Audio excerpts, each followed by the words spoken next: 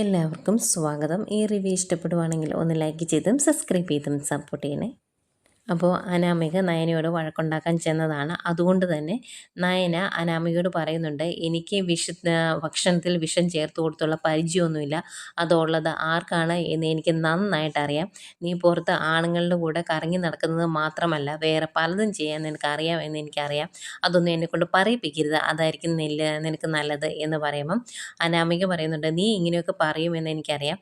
ഞാൻ അങ്ങനെ എന്തെങ്കിലുമൊക്കെ ചെയ്യുന്നുണ്ടെങ്കിൽ അതിന് കാരണം അനിയാണ്. ഇവിടെ ഞാൻ എന്നൊരു വ്യക്തി ഉണ്ടെന്ന് പോലും നോക്കാതെയാണ് അവൻ നിൻ്റെ അനിയത്തിയുടെ പുറകെ കറങ്ങി നടക്കുന്നത്. അവളും അതിനൊരു കാരണക്കാരിയാണ്. അപ്പോൾ പിന്നെ എനിക്ക് ഇഷ്ടമുള്ളതുപോലെ ഞാൻ ജീവിക്കും. പിന്നെ നിൻ്റെ ഭർത്താവ് എന്താ ചെയ്തതെന്ന് നിനക്ക് നന്നായിട്ട് അറിയാലോ. അങ്ങേരുടെ കൊച്ചാണ് ഇത് എന്ന് അറിഞ്ഞിട്ടും അതിനെ സ്നേഹിക്കുന്ന നിന്നെ സമ്മതിക്കണം കേട്ടോ എന്നൊക്കെ പറയുമ്പോഴത്തേക്കും നയന പറയുന്നുണ്ട്, ചന്തുമോളെ എനിക്ക് ജീവനാണ്. ഞാൻ ഈ മോളെ വിട്ടുകളയാനൊന്നും പോകുന്നില്ല. ഇനിയിപ്പോൾ ആദർശേട്ടന് ഒരു കുട്ടി കൂടി ഉണ്ടെങ്കിൽ ഞാൻ അതിനെ സ്നേഹിക്കും. എനിക്ക് എൻ്റെ ഭർത്താവിനെ ഭയങ്കര വിശ്വാസമാണ്, ഇഷ്ടമാണ്. അതുകൊണ്ട് എന്തൊക്കെ സംഭവിച്ചാലും ആദർശേട്ടനെ വിട്ടിട്ട് ഞാൻ പോവുകയില്ല. അങ്ങനെയാണ് നീയും ചെയ്യേണ്ടത്. പക്ഷെ നീ ആ ഒരു ടൈപ്പ് അല്ലല്ലോ, നീ അങ്ങനെയൊന്നും ചിന്തിക്കുകയില്ലല്ലോ എന്നൊക്കെ ഇങ്ങനെ പറയാം. അപ്പോൾ ഇവരിങ്ങനെ വഴക്കുണ്ടാക്കുന്ന കേട്ടുകൊണ്ട് അങ്ങോട്ട് ദേവേനി വരും. അന്നേരം ദേവേനി ചോദിക്കുക, എന്താ മോളെ ഇത്, എന്താ ഇവിടുന്ന് ഈ ശബ്ദം കേൾക്കുന്നത് എന്ന് ചോദിക്കുക. അന്നേരം നയന പറയും, അല്ലമ്മ ഇവിടെ വന്ന് നിന്നിട്ട് പറയുവാണ് ഞാൻ മോൾക്ക് വിഷം കൊടുക്കുമെന്ന്, അത് മോളുടെ മുമ്പ് വെച്ച് പറയുക എന്നിങ്ങനെ പറയുമ്പം ദേവേനി പറയുന്നുണ്ട്, ഏയ് അങ്ങനെയൊന്നും ഇവള് ചെയ്യുകയില്ല എന്ന് ദേവയാനി പറയുമ്പോൾ അനാമിക ചോദിക്കുന്നുണ്ട്, വല്യമ്മയും ഇവളെ സപ്പോർട്ട് ചെയ്ത് തുടങ്ങിയോ എന്ന്. അന്നേരം ദേവയാനി പറയും, ഞാൻ സപ്പോർട്ട് ചെയ്തൊന്നുമല്ല, ഇവളെ കുറച്ച് കാലമായിട്ട് ഞാൻ കാണുന്നതല്ലേ, അതുകൊണ്ട് പറഞ്ഞതാണ്. ഒരാളെ കൊല്ലാനുള്ള മനസ്സൊന്നും ഇവൾക്കില്ല എന്ന് പറയും. അന്നേരം അനാമിക പറയുന്നുണ്ട്, ഇവളെ സപ്പോർട്ട് ചെയ്യാതെ വല്യമ്മ ചെയ്യേണ്ടത് എന്താണ് എന്നറിയാവോ? വല്യമ്മയ്ക്ക് കരൾ എന്നൊരു പെൺകുട്ടിയില്ലേ, ആ പെൺകുട്ടിയെ വിളിച്ചുകൊണ്ട് വന്നിട്ട് അതിനെ ഈ വീട്ടിൽ താമസിപ്പിക്കണം. ഇവളെ അടിച്ച് പുറത്താക്കിയിട്ട് അതിനെ വല്യമ്മയുടെ മരുമോളാക്കണം. അതിന് മനുഷ്യരെ സ്നേഹിക്കാനും ചേർത്ത് നിർത്താനും ഒക്കെ കഴിവുള്ളൊരു പെൺകുട്ടിയല്ലേ, അതാ ചെയ്യുന്നത്. അല്ലാതെ ഇവളെപ്പോലെയുള്ളവളെ ആദർശേട്ടനോടൊപ്പം ചേർത്ത് നിർത്തിയിട്ടുണ്ടെങ്കിൽ ആദർശേട്ടൻ ഇനിയും തെറ്റ് ചെയ്യും. കാരണം ആദർശേട്ടനെ തെറ്റ് ചെയ്യാൻ പ്രോത്സാഹിപ്പിക്കുന്നത് ഇവളാണ് എന്നൊക്കെ ഇങ്ങനെ പറഞ്ഞിട്ട് ദേഷ്യപ്പെട്ട് അങ്ങ് ഇറങ്ങിപ്പോവാട്ടോ. അന്നേരം ദേവയാനി നയനോട് പറയാം, അവൾ പറഞ്ഞിട്ട് പോയത് കേട്ടോ, എനിക്ക് കരൾ എന്ന പെൺകുട്ടിയെ ഞാൻ സ്നേഹിക്കണമെന്നും അവളെ ഇങ്ങോട്ട് കൂട്ടിക്കൊണ്ട് വരണം എന്നും. അങ്ങനെ ഒരുത്തി തന്നെയാണ് ഞാൻ ഇങ്ങോട്ട് കൂട്ടിക്കൊണ്ട് വന്നത് എന്ന് എനിക്ക് പറയണമെന്നുണ്ടായിരുന്നു എന്ന് ദേവേനി പറയുമ്പോൾ, അമ്മ ഇനി ഇങ്ങനെയൊന്നും ചെയ്തേക്കരുത് കേട്ടോ. ഞാനും അവളും തമ്മിൽ എന്തെങ്കിലും സംസാരിക്കുമ്പോൾ അമ്മ എന്നെ സപ്പോർട്ട് ചെയ്ത് സംസാരിക്കരുത്, അത് അവൾക്ക് സംശയം ഉണ്ടാക്കുമെന്ന് നയന പറയുക. അതുപോലെ തന്നെ അനാമിക ഇതേ അഭിപ്രായം അപ്പുറത്ത് പോയി പറയുന്നുണ്ട് ജാനകിയോടും ജലജയോടും. അവരോട് പറയുവാണ്, ഈ പറയുന്ന വല്യമ്മയ്ക്ക് ഇപ്പം നയനയോട് വലിയ ദേഷ്യമൊന്നും ഉള്ളതായിട്ട് എനിക്ക് തോന്നുന്നില്ല. പലപ്പോഴും പല സമയത്തും നയനയെ സപ്പോർട്ട് ചെയ്ത് സംസാരിക്കുന്നത് ഞാൻ കേട്ടിട്ടുണ്ട് എന്ന് പറയുമ്പം ജാനകി പറയുന്നുണ്ട്, അതേ സംശയം എനിക്കുണ്ട്, ഞാനും നിന്നോട് പലതവണ പറഞ്ഞതല്ലേ ജലജ എന്ന് വയ്ക്കും. അന്നേരം അനാമിക പറയുവാണ്, പണ്ടൊരു ഫംഗ്ഷൻ ഇല്ലായിരുന്നു, അവൾക്കൊരു അവാർഡ് കിട്ടിയ ഫംഗ്ഷൻ, ആ ഫംഗ്ഷന് അവൾ പോകുന്നില്ല, വല്യമ്മയും കൂടെ ചെന്നാലേ അവൾ പോകുള്ളൂ എന്നൊക്കെ വാശി പിടിച്ചപ്പം വല്യമ്മ അത് സാധിച്ചു കൊടുത്തു. അവിടുന്ന് തിരിച്ചു വന്നതിന് ശേഷമാണ് വല്യമ്മയ്ക്ക് ഇത്രയും മാറ്റങ്ങളൊക്കെ ഞാൻ കണ്ടു തുടങ്ങിയത്. അടുക്കളയിലെ വേലക്കാരിയെ പറഞ്ഞു വിട്ടിട്ട് എല്ലാവർക്കും ഉള്ള ഫുഡ് പ്രിപ്പയർ ചെയ്യും, അതും അവളുടെ ഇഷ്ടത്തിനുള്ള ആഹാരങ്ങളാണ് എല്ലാ ദിവസവും വല്യമ്മ ഉണ്ടാക്കുന്നത് എന്നൊക്കെ പറയുക. അന്നേരം ജലജ ചോദിക്കും, അങ്ങനെയൊക്കെ ഉണ്ടോയെന്ന്. അന്നേരം ജാനകി പറയും, അങ്ങനെയൊക്കെ ഉണ്ട്, ഞാനല്ലേ അടുക്കളയിൽ ഏട്ടത്തി സഹായിക്കാൻ നിൽക്കുന്നത്, അന്നേരം ഞാൻ കാണുന്നതല്ലേ, ഈ സംശയം ഞാനാണ് മോളോട് പറഞ്ഞത് എന്നൊക്കെ പറയുക. അന്നേരം ജലജ പറയുന്നുണ്ട്, നയന ഇവിടുന്ന് പോയിട്ടുണ്ടെങ്കിൽ ആദർശന് ഭയങ്കര സങ്കടമാകും, അതുകൊണ്ട് അവൾ ഇവിടുന്ന് പോകാതിരിക്കാൻ വേണ്ടിയായിരിക്കും ഏട്ടത്തി ഇതൊക്കെ ചെയ്യുന്നത് എന്ന് പറയുമ്പം, അതൊന്നുമല്ല, അവർ തമ്മിൽ നേരത്തെ ഉള്ളതുപോലുള്ള യാതൊരു ദേഷ്യവും പരസ്പരം ഉള്ളതായിട്ട് ഞങ്ങൾക്ക് തോന്നിയിട്ടില്ല എന്നൊക്കെ പറയുക കേട്ടോ. അന്നേരം ജലജ, അങ്ങനെയാണോ, അങ്ങനെ ഒരു സംഭവം ഇതിൻ്റെ ഇടയ്ക്ക് നടക്കുന്നുണ്ടെങ്കിൽ അതിൻ്റെ സത്യാവസ്ഥ അറിയണമല്ലോ മോളെ എന്നിങ്ങനെ പറയുവാണ് ജലജ. എന്നിട്ട് അവിടെ നിന്ന് പോരുവാണേ. അന്നേരം ജലജിങ് പോന്നു കഴിഞ്ഞെങ്കിൽ ജാനകിക്ക് ദേഷ്യം. ജാനകി അനാമികയോട് പറയുവാണ്, അമ്മായിമ്മയും മരുമോളും കൂടി ഒന്നിക്കാൻ ഒരിക്കലും അനുവദിച്ച് കൊടുക്കരുത് മോളെന്ന് കട്ടക്കൽപ്പി നിൽക്കുവാണ് അനാമിക. ഇതൊക്കെ പറഞ്ഞിട്ട് ജലജ നേരെ പോകുന്നത് അടുക്കളയുടെ ഭാഗത്തോട്ടാണ്. ഈ സമയം നയനയും ദേവേനയും കൊണ്ട് സംസാരിക്കുമായിരുന്നു. നയന സംസാരിക്കുന്ന അനാമികയെക്കുറിച്ച് തന്നെയാണ്.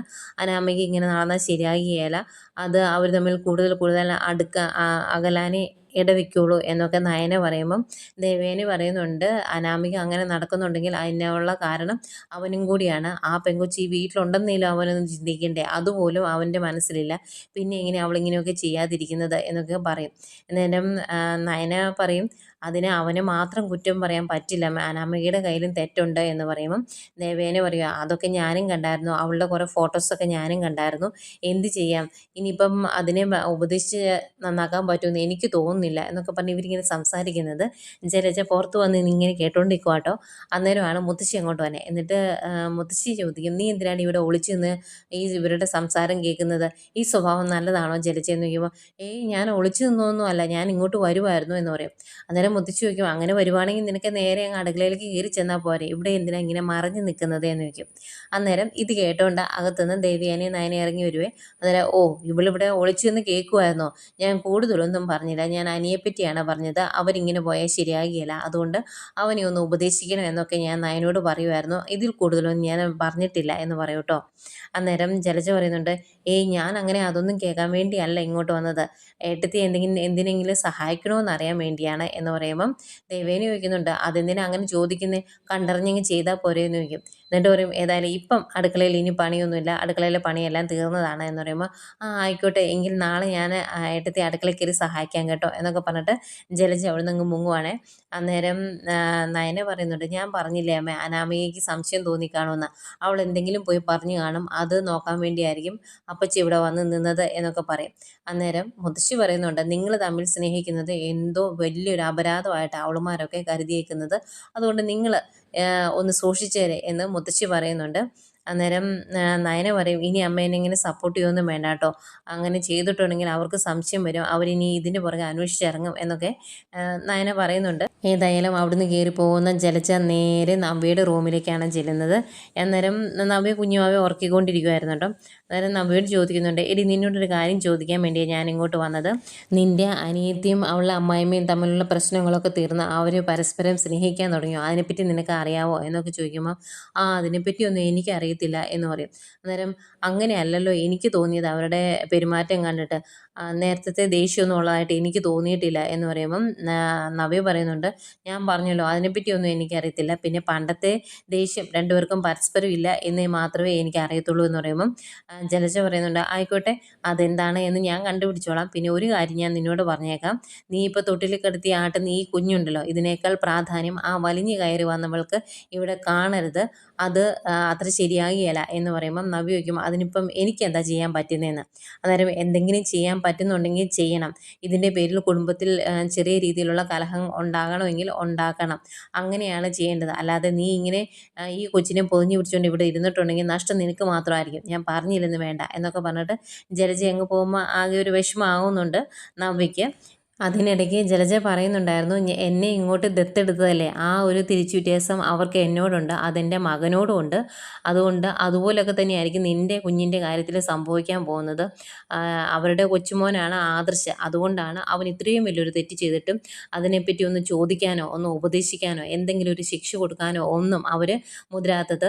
ഇതേ തെറ്റ് ചെയ്ത് അബിയായിരുന്നെങ്കിൽ അബിയുടെ അവസ്ഥ അറിയാലോ, ഇത്രയും വലിയ തെറ്റൊന്നും ചെയ്യേണ്ട, അവൻ നേരാവണ്ണം ഒരു പെങ്കുച്ചിനെ നോക്കി എന്നറിഞ്ഞാൽ മതി, അന്നേരം അത് വലിയ പ്രശ്നമാക്കിയാണ് ഇവിടെയുള്ളവർ, അതുതന്നെയാണ് ഞാൻ നിന്നോടും പറഞ്ഞത്, ഒന്ന് ഓർത്ത് വെച്ചു എന്നൊക്കെ പറഞ്ഞിട്ടാട്ടോ പോകുന്നത്. ഈ സമയം എല്ലാവർക്കും കഴിക്കാനുള്ള ഫുഡൊക്കെ ഡൈനിങ് ടേബിളിലേക്ക് എടുത്തു വെച്ചുകൊണ്ടിരിക്കുമായിരുന്നു ദേവയാനിയും നയനയും.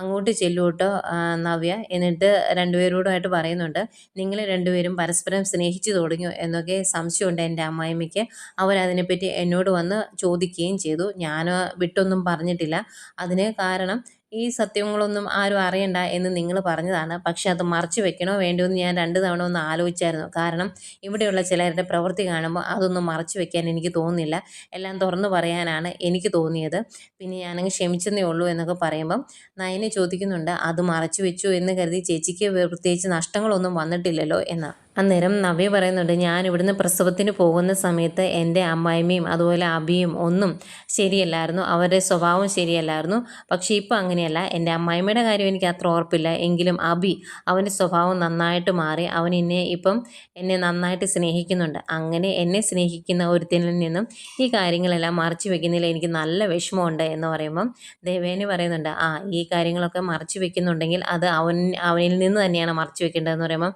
അതെന്തിനാ വല്യമ്മ അങ്ങനെ പറഞ്ഞത്? ഏതായാലും വല്യമ്മയുടെ മോനേക്കാൾ മുകളിൽ തന്നെയാണ് അബി ഇപ്പം. അത് വല്യമ്മ മറന്നു പോകണ്ട എന്ന് പറയും. എന്നിട്ട് പറയുന്നുണ്ട്, ഇനിയിപ്പം ഞാൻ അറിഞ്ഞ കാര്യം നിങ്ങളോട് പറഞ്ഞെന്നേ ഉള്ളൂ. അതിനി എല്ലാവരും അറിയണോ ഒളിച്ചു വെക്കണോ എന്നുള്ളതൊക്കെ നിങ്ങൾ തന്നെ തീരുമാനിച്ചു എന്ന് പറഞ്ഞിട്ട് നവ്യ അങ്ങ് പോകും. പോയി കഴിയുമ്പം നയന ദേവയാനിയോട് പറയുന്നുണ്ട്, ഇനി അമ്മ എല്ലാവരുടെയും മുമ്പ് വെച്ച് എന്നെ സപ്പോർട്ട് ചെയ്യാനൊന്നും വരണ്ട കേട്ടോ, നമുക്കൊന്ന് സൂക്ഷിച്ച് മുന്നോട്ട് നീങ്ങാം, അല്ലെങ്കിൽ ശരിയാകുകയില്ല എന്നൊക്കെ ദേവയാനിയോട് പറയുന്നുണ്ട്. പിന്നെ കാണിക്കുന്ന ആദർശിനെയും നയനയാണ്. രണ്ടുപേരോട് സംസാരിച്ചുകൊണ്ടിരിക്കുന്നു. അന്നേരം നയന പറയുന്നുണ്ട്, എനിക്ക് പല കാര്യങ്ങളും കാണുമ്പം ദേഷ്യം വരുന്നുണ്ട്. എന്നെ എന്ത് വേണമെങ്കിലും പറഞ്ഞോട്ടെ, അനാമികയോ ഇളയമ്മയോ അപ്പച്ചിയോ ആരെന്ത് വേണമെങ്കിലും പറഞ്ഞോട്ടെ, എനിക്കൊരു കുഴപ്പമില്ല. പക്ഷെ ഒരു തെറ്റും ചെയ്യാത്ത ആദർശേട്ടനെ അവരെന്തെങ്കിലും പറയുമ്പോൾ എനിക്ക് ദേഷ്യം വരും. അന്നേരമാണ് ഞാൻ എന്തെങ്കിലുമൊക്കെ വിളിച്ച് പറയുന്നത് എന്നൊക്കെ പറയുമ്പം ആദർശ് പറയും, അവർ അങ്ങനെയൊക്കെ പറയുന്നുണ്ടെങ്കിൽ അവർക്ക് സത്യാവസ്ഥയൊന്നും അറിയില്ലല്ലോ, അതുകൊണ്ടല്ലേ. ഏതായാലും അഭിയാണ് ഇതെല്ലാം ചെയ്തത്. എന്നിട്ട് അവൻ ഇതെല്ലാം മാറി നിന്ന് ആസ്വദിക്കുവാണ്. ഇപ്പം തന്നെ എനിക്ക് നല്ല സംശയമുണ്ട്, ജ്വല്ലറിയിൽ ഒരു സ്വർണം തിരിമറി നടത്തിയ ഒരു സംഭവം ഉണ്ടായില്ല, അത് അവൻ്റെ അറിവോടെയാണോ എന്ന്. അങ്ങനെയുള്ള അവൻ്റെ കയ്യിലേക്കാണ് ഒരു ബ്രാഞ്ച് കൊടുക്കാൻ പോകുന്നത്. അങ്ങനെ കൊടുക്കണം എന്ന് പറഞ്ഞ് അവൻ വാശി പിടിക്കുന്നത്. ഇനി എന്തൊക്കെ സംഭവിക്കുമെന്ന് അറിയില്ല എന്ന് പറയുമ്പം നയനെ ചോദിക്കുന്നുണ്ട്, അങ്ങനെ കൊടുക്കുന്നത് റിസ്ക് അല്ലേ എന്ന്. അന്നേരം ആദർശ് പറയും, അവൻ അങ്ങനെ ഒരു ഓഫർ കൊടുത്തതാണല്ലോ, ഇനി അത് ചെയ്യാതിരുന്നിട്ടുണ്ടെങ്കിൽ നവ്യ അടക്കം എല്ലാവർക്കും സംശയം തോന്നും, അതുകൊണ്ട് കൊടുക്കാതിരിക്കാനും പറ്റിയല്ല എന്നൊക്കെ പറയുക. അന്നേരം നയന പറയുന്നുണ്ട്, ഏതായാലും രാവിലെ അമ്മ അമ്പലത്തിൽ പോകുന്നുണ്ട്, അതിൻ്റെ പുറകെ കുറച്ച് കഴിയുമ്പോൾ എനിക്കും പോകണം. ഈ വീട്ടിലെ ഈ പ്രശ്നങ്ങളൊക്കെ ഒന്ന് തീരാൻ വേണ്ടി ഈശ്വരന്മാരോട് തന്നെ പ്രാർത്ഥിക്കാൻ പറ്റുള്ളൂ എന്നൊക്കെ ഇങ്ങനെ പറഞ്ഞ് ആദർശിൻ്റെ കയ്യിലോട്ട് ഇങ്ങനെ ചേർത്ത് പിടിച്ചിങ്ങനെ കിടക്കുവാണ് നയന. നയനെ ആശ്വസിപ്പിച്ചുകൊണ്ട് ആദർശം അടുത്തിരിപ്പുണ്ട്. ഇതൊക്കെ കാണിച്ചുകൊണ്ട് ഇന്നത്തെ എപ്പിസോഡ് അവസാനിക്കുന്നു.